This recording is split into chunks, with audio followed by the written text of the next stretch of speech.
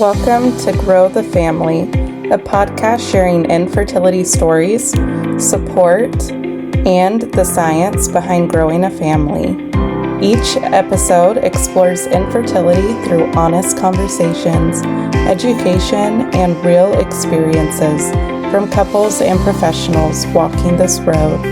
I'm your host, Courtney Lewis, and you're not alone here. All right, Zyanya, thank you for coming on our podcast today. I appreciate you taking the time. Can you give us just a brief introduction before we jump into questions? Yes, absolutely. My name is Zyanya. My husband and I have been married for 11 and a half years.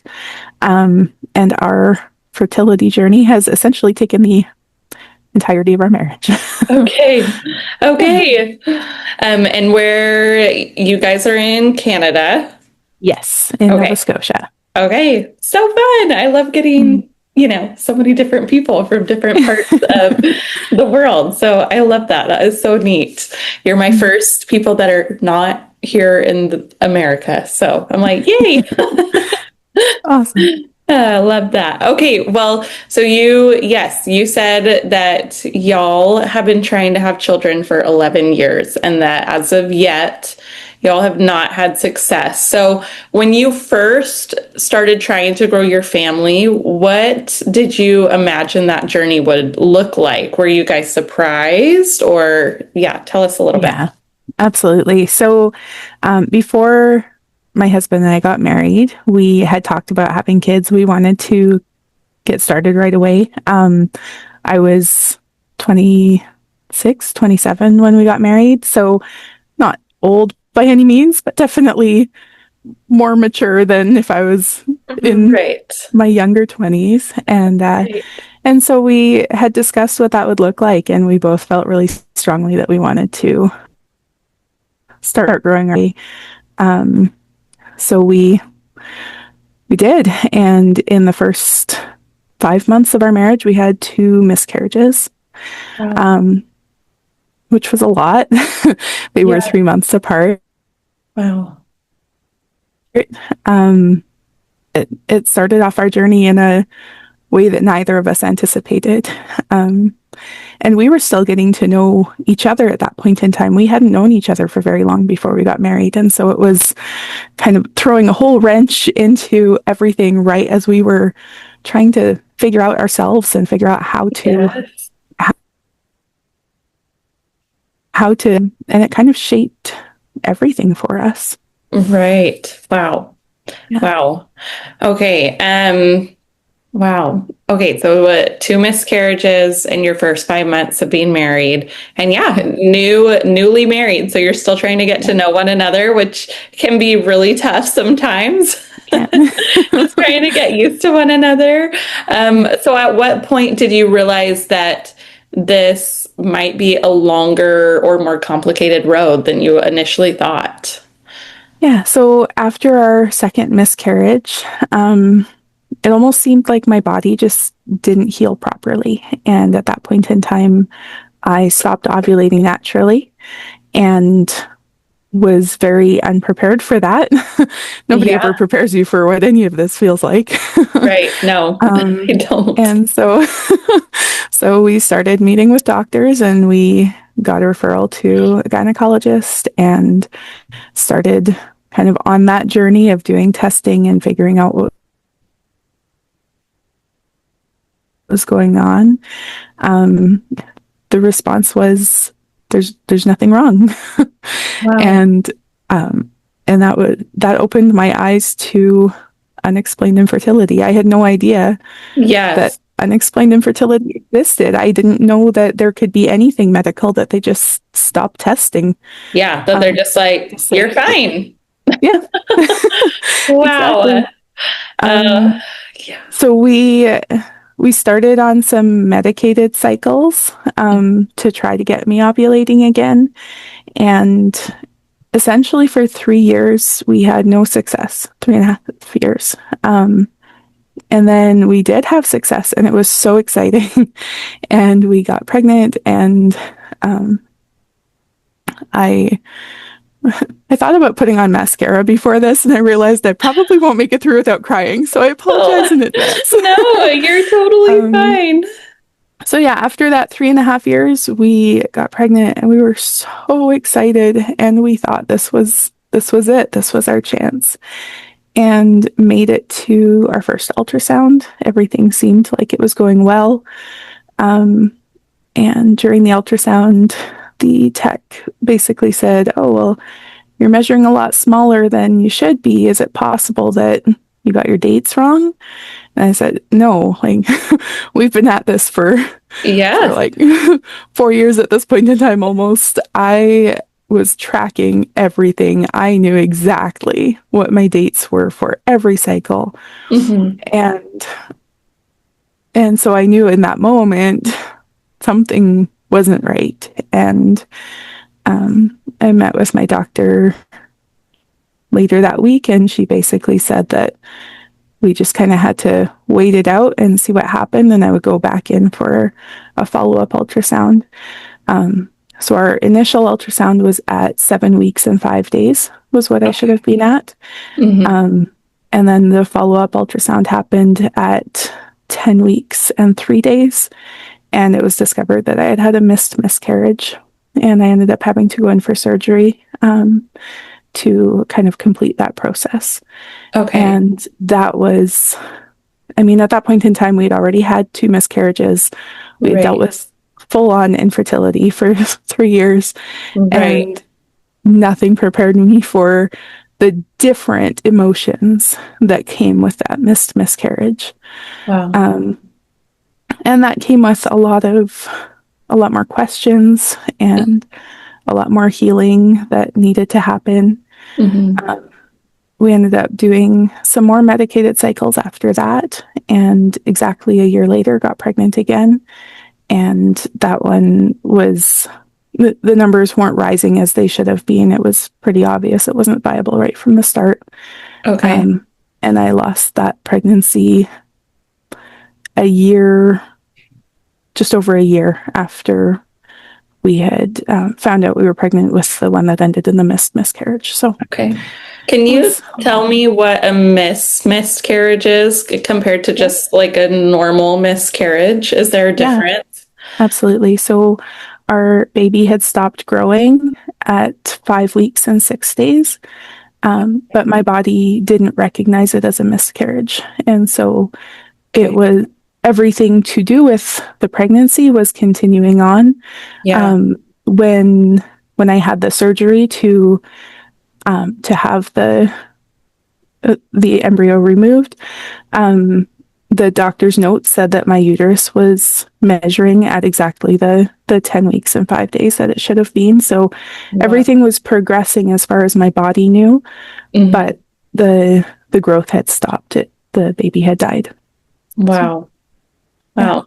That is heart-wrenching. I've never experienced a miscarriage. I always say, those that are infertile, we all experience loss in various yeah, ways, right? And we all deal with absolutely. it very differently. But I've always I just have always been like, I cannot imagine what it would be like to actually get that positive pregnancy test to, just feel that insurmountable amount of just joy and hope and excitement. Yeah, And then for it to just not work out for the baby, for you to lose the baby. I just cannot fathom what that would be like. Because when you're in that waiting period of waiting to see if you're pregnant, you're trying to be hopeful and yeah, joyful and stuff, but you also know like it might not have worked. And so I just can't imagine getting the confirmation like, yes, you're going to have a baby, and then being told otherwise a little later. So that yeah. is, yeah, that must have been heart wrenching, Zyanya. It was. It still is. Yes. It's not. The thing is that it's never something in the past. It's with me every day. Hmm. Every day, every time anybody asks how many kids I have, I should be able to say 4. Right. Yeah. but nobody wants to hear that explanation every time. Yeah. So Well, I and say none and keep going with life. And it hurts. It breaks my heart every time. that's so hard. That would be so, so difficult. How has that, been for you, but also for your husband, both physically and emotionally, experiencing these losses? How have y'all dealt with it differently? Um, yeah, it's so hard because this shaped our marriage right from the start. Mm-hmm. Um, and we got excited together every time that there was a positive test, and our hearts broke together every time that we lost one.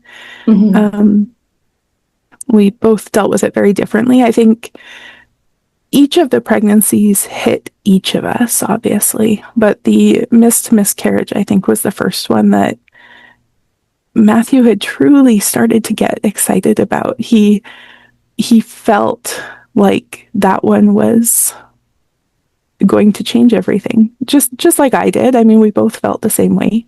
Right.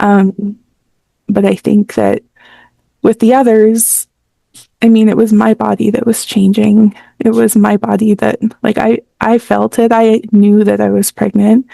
Right. I was the first one to see those lines, and so I think it just hits us differently. Right. And so for him, it was, it happened. He um, never minimized it by any means, and he was so Right. supportive. And I am so grateful that he's the one who's been at my side for all of this. Um, but I think the first time that we truly grieved together in a similar way was with our third, Mm-hmm. um, and then consequently with our fourth afterwards, because we had been through that miscarriage together in that way. So it's thankfully it's something that brought us closer together, and he has been a truly supportive partner through all of this. And I count my blessings every day for that, because I know that that's not the case in every circumstance. Yeah. Yeah. I love that. I love that y'all just been able to grieve together and that do you feel like it's, though very difficult and definitely an extreme challenge, do you um, feel that these challenges of these losses have united y'all and brought you closer together? I do think so. Um, I don't think I mean, I know it's not the journey we expected. I Mm-hmm. know that we were expecting to grow together through actually growing our family on this earth, and not in heaven. That Yeah. wasn't what we anticipated. But I do think that we are closer than, I don't want to say than a lot of other couples, because I know a lot of couples do grow together through their kids, but Right. we've had that chance to grow together as just us for so long, and through trauma and through difficult circumstances, and we've learned together that nothing can break us. And so we have that trust in each other, and I am so very grateful for that. Mm. I love that. Yeah, I think that's amazing. That's beautiful because you meet so many couples that, like you said, they do experience not getting to have any kids, and it just hurts and kills their marriage. Yeah. And so I love the unity and just that it strengthened y'all and brought you closer together, and that you guys are still a family. Yeah. It might look a little differently than others, but you are still a family. Mm-hmm. What do you wish people understood when it comes to miscarriage and recurrent loss? Well, that's a loaded question. It's such a loaded question. I wish people in the community understood and recognized it as a true loss more completely. I wish that I could feel more comfortable when people ask me how many kids I have, just saying, we have 4 children, but none of them made it to Earth with us. Because that's not something that society accepts as an answer, unfortunately. Yes. No, so so many people have different views of that. Yeah, absolutely. And so I wish that that understanding was there a little bit more. And I wish that that we had that opportunity to speak out about our children just in general day-to-day conversations more regularly. I wish that the medical community understood so much more. And I actually, a few years ago, I had contacted a few teaching hospitals in our area where we were at the time. And I just said, hey, like, I would love to come in and do a presentation. I would love to speak with the doctors of tomorrow so that they do understand what this experience feels like, because that is something that is so misunderstood in the medical community. Yes. And I wish that that understanding was there more. And unfortunately, I didn't get a very positive response to it, and it never went anywhere. That's so sad. But I still have hope that one day somebody will want to hear. And I'm so grateful to you for getting this out there and for making sure that that understanding starts to happen. I know it hasn't been very long. We obviously haven't been at this for decades. Right. But I have seen a marked difference from where we started and what the community and society saw miscarriage as at that time versus now. And I am so grateful that I am able to be a part of that change in whatever small way I have been. Because that is going to mean that this isolating experience doesn't have to be so isolating for the next person to go through it. I love that. Thank you. Let's see. So when it comes to your identity, because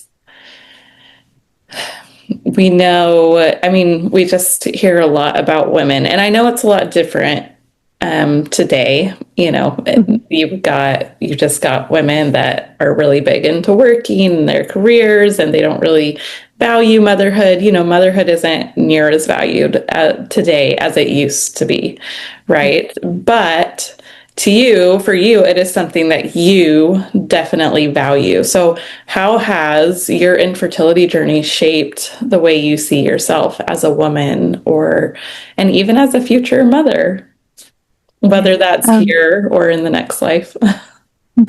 Thank you for asking that. So for me, when I was young, when I was like probably 5 or 6, and in kindergarten, if anybody ever asked me what I wanted to be when I grew up, my answer was always I wanted to be a mom. This was my dream. I never wanted anything different. I went to school. I went to school for photography because I had a passion about that. And my intention was to be able to have a studio in my home so that I could working around childcare, around school pickups, around all of that. It was my entire identity. And I mentioned before, I was in my late 20s by the time that Matthew and I got married. Right. And so I had already been through years of waiting because in my naivete, thought that everything was going to go according to my plan. Right. And that I would be married young. And I never even really planned for what to do after school because I didn't expect to graduate. I figured every year that I was in school would just count towards whatever I was doing with photography afterwards. It wasn't something that there was no degree that was required to be able to do photography. And so I just counted each class that I took as a step in that direction, thinking that I wouldn't be able to finish school because eventually I would have to leave to be a mom. And so when that didn't happen, and then it was years after after I graduated before I met Matthew, um, and so I had already kind of experienced that. I thought growing up that being a mom was going to be my entire identity, and I planned accordingly. Mhm. And then I thought when Matthew and I got married that that was just the natural next step. Right. And I lost myself through this process because it didn't happen. And I threw myself into the process of my identity became my fertility journey. It became such a big part of me. I lived my life by my cycles. I lived my life by this is what day I'm on. I always knew. Right. There was never any doubt in my mind what day of my cycle I was on, what part I was at, what I had to be doing to support my body in the best way. I was constantly researching fertility options, fertility supplements, like all of the things. I tried it all. Mhm. um, because in my mind, that was how I was going to realize this dream of mine. Um, and when it wasn't happening, I mean, we had had the discussions like, if I'm not pregnant again by this time, then we'll change our course and Right. we'll keep working towards something different. Um, but that always got pushed off because the timing wasn't right to try this or that, or something else changed. Um, and then the timeline just kept going. Mhm. And my sister and I actually got pregnant at the same time when I got pregnant with my first. Mhm. And my first niece was born the day before I was due. Mhm. Um, and that was really hard That would because I be spent hard. my first due date in the NICU with my new niece, who I love and adore. I have such a special relationship with her, but it was hard watching my little sister go through all of these things that I wanted to be experiencing Mhm. and should have been alongside her. And as I watched my niece grow, I struggled with that as well because the milestones that she was hitting, she should have had a cousin hitting them with her. And at the time, when Matthew and I met, I was working as a nanny, and we moved to a different city about a year after we got married. And I started working for a family there who had twins who were born the same month that I would have been due with our second. And so, again, it was watching them grow and watching them meet those milestones and potty training them and sending them off to preschool and all of those things that I should have been doing with our own children. And I ended up having to make a career change because I couldn't do it anymore. My identity was so lost in this process that I was mentally incapable of continuing on with what I had been doing. I was a nanny for 8 years. It wasn't a short period of time.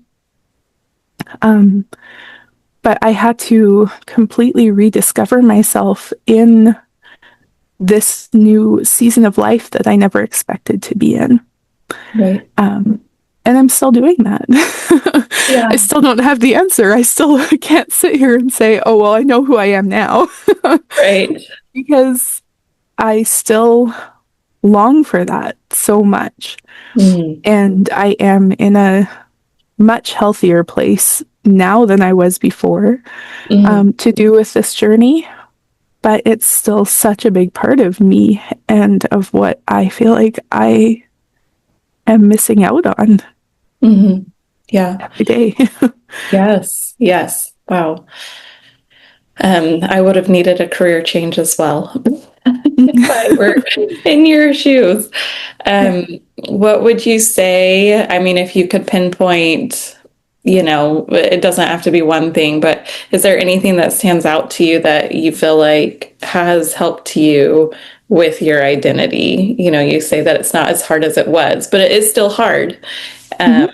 and so what would you say has helped you get to where you are now? Um, I was blessed after our missed miscarriage to come across somebody in the States actually who um, she was running a group counseling. I don't know if it was actually a counseling session or, um, but grief coaching, I think was Okay. what Yeah. it technically was. Yeah. And all of us were lost mamas who um, we had all lost babies around the same time at different stages and for different reasons. And being able to find a place in a community of women who were experiencing similar things to me at the same time and being able to share our stories and being able to understand that hope could still be there through all of that. That changed everything for me. Mm. I I was lucky to I don't know how to say it, like I guess kind of won my spot into that group. It was a lottery that she Oh, ran for wow. people who couldn't afford to pay to be in that group. What a Um, blessing. it was such a Amazing. blessing. And that group changed my life. She changed my life. And each one of those women who were strong enough to be there and to prioritize themselves and understand that it was necessary to create that community around us. Mm, And I'm still in contact with most of them now. So I love that that. that made all the difference for me.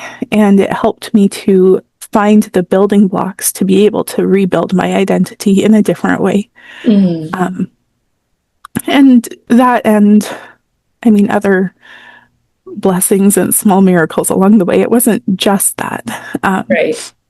But I'll forever be grateful for that Mhm. because that was definitely a miracle in my life. Mhm. I love that you were willing, that you could see that you were in need of a support system, that you were in need of that professional help to help you heal emotionally. And um, I just think that's amazing, Zyanya. So many people cannot admit it and they just are determined to do it on their own. And it's amazing that you were willing to take that step to get the help and the learning and the community that you needed to heal. And I love that y'all are still in contact. I think that's beautiful.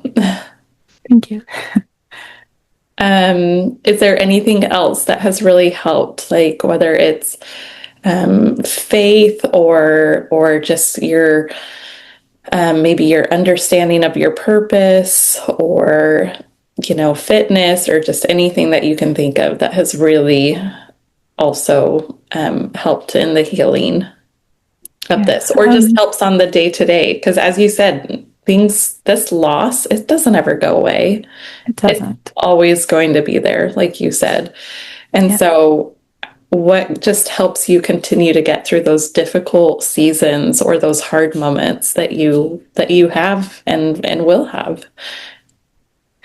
Um, I think a lot of it has been giving myself permission to feel what I'm feeling. And to start with on our journey, I found I had so much guilt for how I was feeling. Um, I wanted to be different. I wanted to feel differently. I didn't want to be going through any of this in the first place. But if I had to, I wanted to be that one who was strong and faithful and believed that everything would work out and could just get past it and not dwell on it. And then when I wasn't feeling that way, I felt guilty and I felt like I didn't recognize myself because I wasn't the person that I was previously. And people would tell me that I had changed and that they didn't like the new me. And people who were being very toxic about it. And I Right. recognize that now. um, Right. but at the time, as I was going through all of this and dealing with all of these things in myself, Mhm. I couldn't recognize the toxicity of that. And so I took what they said to heart. And I am so grateful that I do have faith. Um, sorry. You're okay. um, my faith has been quite a journey through all of this. I had a point in time when I was angry. I didn't understand. This wasn't fair. This wasn't the plan. Mhm. Having a family was supposed to be a good thing and it should have been Right. easy. Right. and and nobody, as I was growing up, nobody ever told me it wasn't going to be easy. Right. Right. And I I was upset, and I rightfully so, I think. Yeah. No, um, rightfully and so. I had to figure out how that piece of faith and hope fit with all of those emotions and all of those feelings that I was going through and would be for the foreseeable future. um, and I am so grateful that I was able to retain a close relationship with God through it. Um, Not always a perfect close relationship. Mhm. I definitely had my moments where I walked away in anger. Right. um, but I was always able to come back to that as a strength in my life. And I am so grateful for the tender mercies that I have felt through that relationship with God. There's been times when even now, even after we have been at this for so long, I still have my moments. Um, I still don't go to church on Mother's Day. Mhm. I still have things that I struggle with, and I've gotten really good at advocating for myself and making sure that those around me know that if something is hard, I am able to walk away. I am able to walk out of a class, out of a conversation, out of a building. I can Mhm. walk away without feeling like it's affecting my relationship with God Right. because He would want me to be able to feel His Spirit with me. And Mhm. if I'm not feeling His Spirit with me because I'm upset or Mhm. I'm angry or I'm uncomfortable, Right. or if somebody has said something that really hurt, which still Mhm. happens, Yeah. um, I have come to understand that my relationship with Him and my outward physical presence in a building at a certain time are two very different things. Mhm. And so I have I'm grateful that I've had that clarity to be able to come to that understanding that I can advocate for myself and I can set boundaries and I can still love God Mhm. and He still loves me. And that's never going to change, Yeah. regardless of what boundaries I need to set for my own mental health. Right.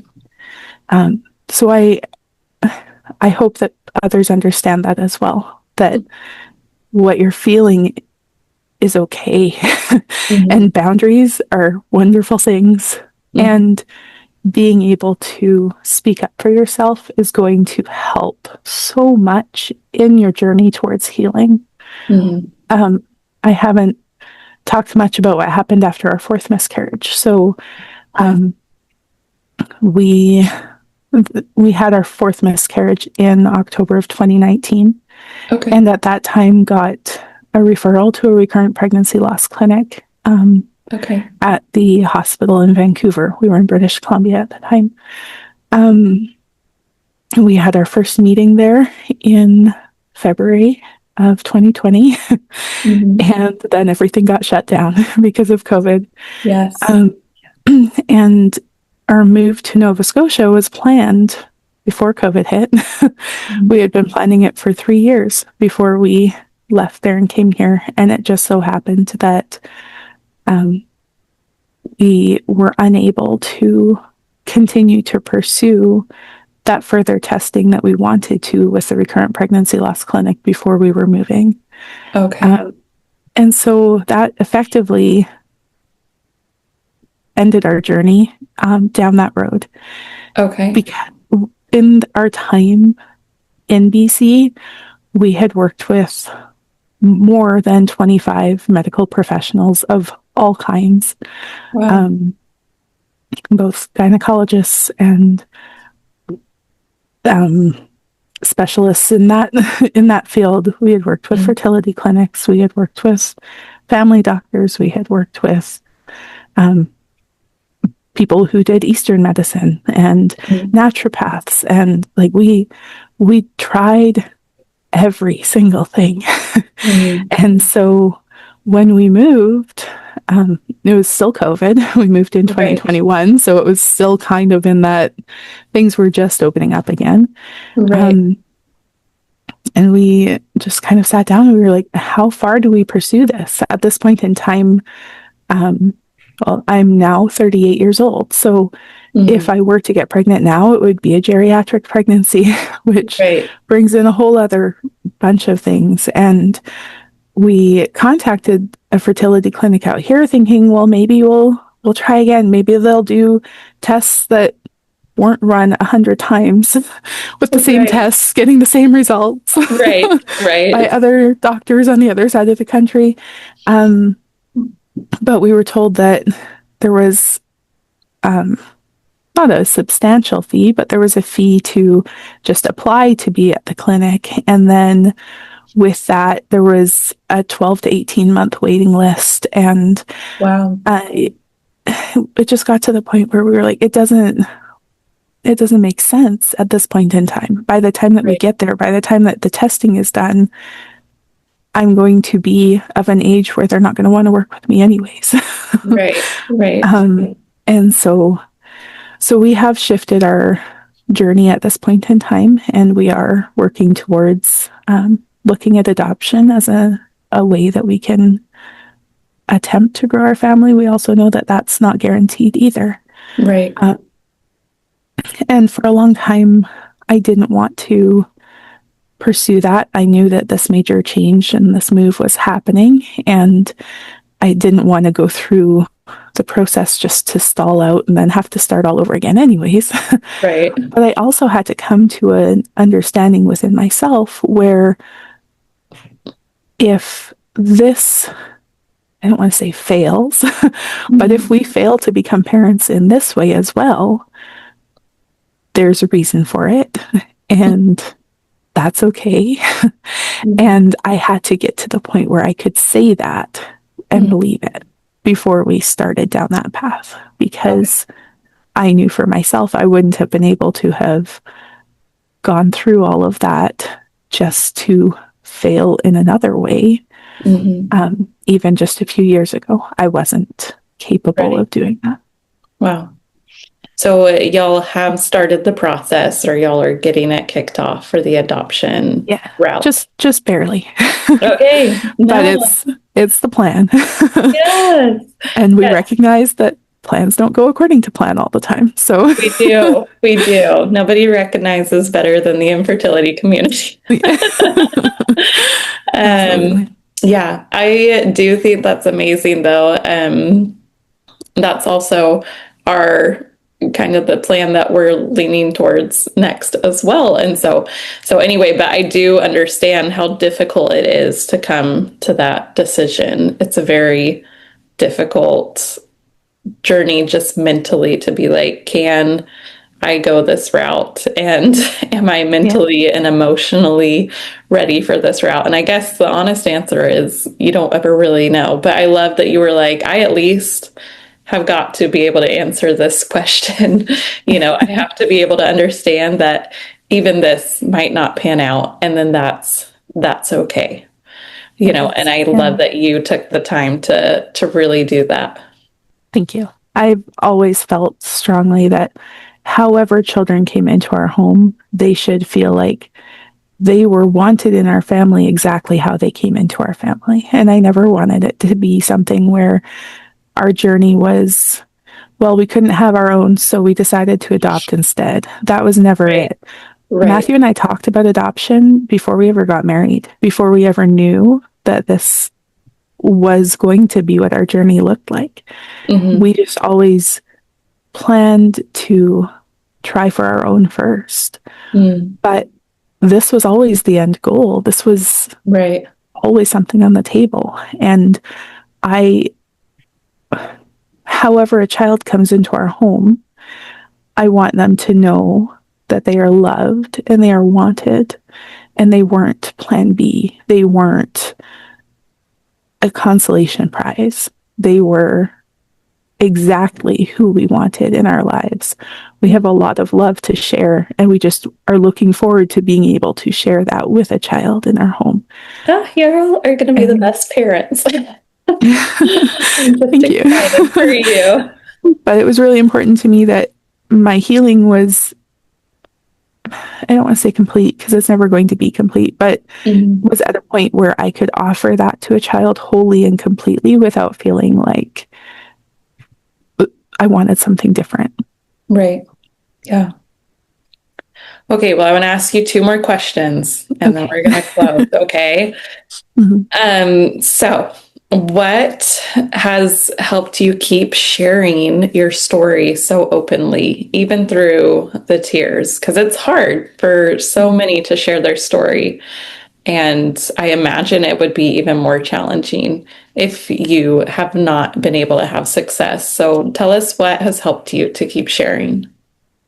Sure. So we kind of accidentally shared our second pregnancy. It wasn't entirely our choice. Our first pregnancy, nobody knew about it, not even family, until after we had lost it. And that was hard. It was isolating. It felt like this great big horrible secret. And it wasn't, it would have been the first grandchild on my side. And so we wanted to be able to share that with my family in person. And we lived about 3.5 hours away at the time. So we were just waiting until we were able to go there. And so it was something where, because we had done that one completely on our own and we couldn't share what we were going through until after we were already in the throes of managing a miscarriage, we knew that we wanted to be more open the next time. With our second, we just so happened to find out we got a positive pregnancy test. I should back up. I got a positive pregnancy test before Matthew knew about it because of our last one. I wanted to be 100% sure. And so I told him once I took the second test 2 days later. And that happened to be on the morning of my sister's wedding. And so my body very quickly had pregnancy symptoms each time. I always knew before the test was even positive, I knew. And I was already starting to feel nauseous, and I was already starting to have some semblance of morning sickness at that point in time. And so because it was my sister's wedding, I wanted my family at least to be aware of what was happening in case I had to run out at any point in time. I didn't want anyone to think that I was trying to be rude or anything like that. So we shared with most of my family that day and asked them not to share because we were we weren't ready to share it with everyone. And we had just gotten the positive test that morning. We barely even processed it ourselves. Right. And at the wedding, my dad got really excited and told a few people. Yeah. And then from there, we figured we should call Matthew's family and tell them so that they weren't hearing anything secondhand, even though they lived in a province how over. Could you keep this from us? So we left the reception to go and call them and tell them what was going on so that there wasn't a chance of them hearing about it from anybody else. Mm-hmm. And then made other phone calls the next day because we were so excited. We were so naive. Everyone had told us with the first one, well, you know, this happens. Everybody has a miscarriage at some point in time in their life, usually. And yes. And so we figured, well, with the next one, like, what are the chances? Right. You were feeling confident. We figured, you know, that this happened again so quickly and it was meant to be. And so why not share with everyone? Half of who we cared about already knew at that point in time. So, right. So we made a bunch of phone calls and we told everybody and we got so excited. And then the next morning I woke up and I was bleeding. But it was on Facebook by that point in time. We had made all of our phone calls and we figured the world knows anyways, so let's make it official. And so 2 days later, we were making another announcement that things hadn't worked out for us again. And so our story very quickly turned from being so quiet and private to being fully out there and everybody knew. And so from there, we were able to start building our community. And people who I didn't know had experienced miscarriages and recurrent miscarriages reached out to me and became my lifeline in that first few months. And I am so grateful to them for reaching out to me. There was one woman in particular who had gone through this many decades before. She had children my age.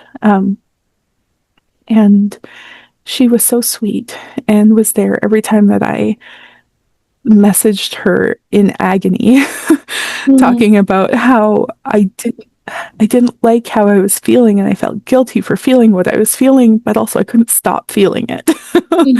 And so wonderful. And I am so grateful to her for being so willing to be there for me.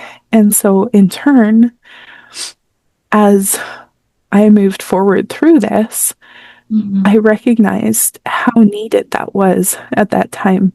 And I started to be that person for other people. I started to have friends who were going through this and who needed that support and that love and that reassurance that what they were feeling was normal and okay, and nobody was judging them for it. And I was able to start being that for them. And so because of that, then it just kind of kept going. And I started reaching out to people I didn't know on Facebook when they would post. And I'd be like, oh man, that story sounds so similar to ours. And I know that I can be there for them.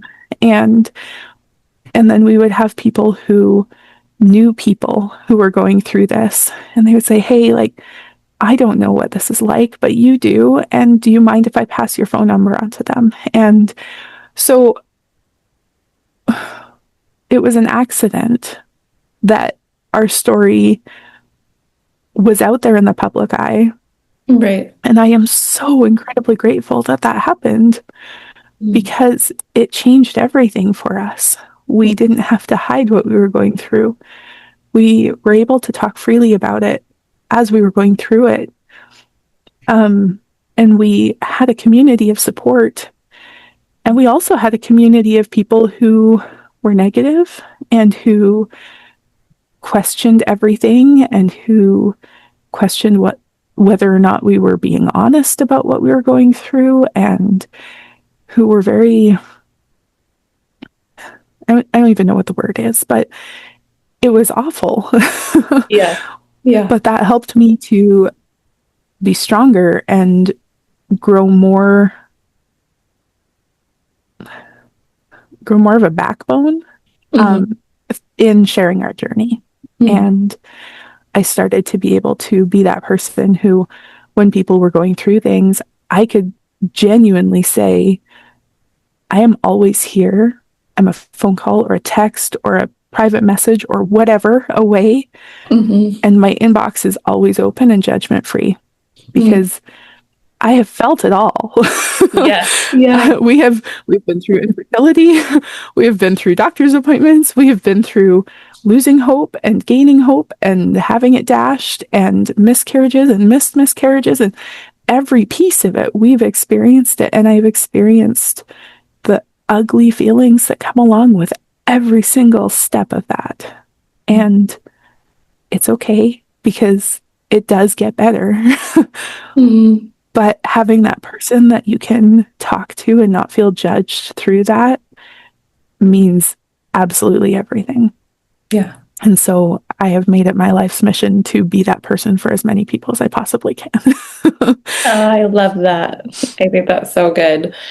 And you're doing it, being on this podcast and doing all of the other things that you did. So before we close, what do you want listeners to remember from your story, yours and Matthew's? Just remember that you're not alone. Any of these things happen to so many people. I am still shocked at the people who message me and say, I went through a miscarriage. I lost a baby. I had a stillbirth. So many people from years and years and years ago. Just a couple of years ago, I heard from somebody in her 70s who had never told anybody that she had had a miscarriage. And she was comfortable sharing that with me because I was open about my story. But so many people have. And that's why it's so strange that it's such a hidden secret. Right. There's Because still like this it's hush so hush. prevalent. Yeah. Yes. And when you go through these things, the feelings that come from it, the emotions that come from it, the healing that has to come from it, the choices, the conscious choices that have to be made about how you are going to move through it, all of those things, everybody who has been through this have to make those same choices and have to face those same decisions and have to choose how their journey is going to keep looking. We never went through IVF because it didn't make sense, because they couldn't tell me what was wrong. They couldn't tell me why we were losing our babies. And so it didn't make sense to me to spend $20,000 to possibly not have anything work out from it anyways, or more, or the time and the energy and the emotion that goes into that. But I didn't know that at the time that others had been faced with the same decisions and had to make the same calls. And still, the most common question that I get is, well, why didn't you try IVF? If you didn't try IVF, obviously you didn't try everything. Right. And so those negatives, those opinions of people will always be there, because if they haven't been through it, they don't understand. Same thing with adoption. Same thing with just choosing to be childless. You know, why not just choose to be childless? You can have all the money in the world for yourself. Right. They're expensive. and so the number one thing is just learn that you're not alone. Others have experienced this. And there are people willing to be there with you on this journey who have felt this, who have had to make these decisions, who have had to understand these things for themselves. And if you ever need an external backbone, they will be there for you because everyone who has been through this knows how raw and real it is and will absolutely walk with you through this journey. Thank you, Zyanya. That is beautiful. I have really enjoyed our conversation. It has been a pleasure meeting you and getting to know you and hear about your journey. And I'm excited for what the future holds. And I will keep you and Matthew in my prayers. I am hopeful that it is successful, whatever happens in the future, and that you get that opportunity to be a mom and a dad, because it just sounds like y'all would be amazing. And no matter how that baby comes to you, what a blessing. Thank you so much for spending this time with us. Infertility can look different for every person, every couple, and every family. And if today's conversation resonated with you, I hope you know you're not alone. At Grow the Family, we believe growing a family doesn't look the same for everyone. For some, that includes children. For others, it looks like strengthening a marriage, healing individually, parenting in new ways, or finding peace and purpose in a different outcome than expected. Every path matters. If this episode encouraged you or helped you feel seen, we invite you to subscribe, leave a review, or share it with someone who might need it. Thank you for being here, and thank you for continuing to grow your family in whatever way that looks like for you.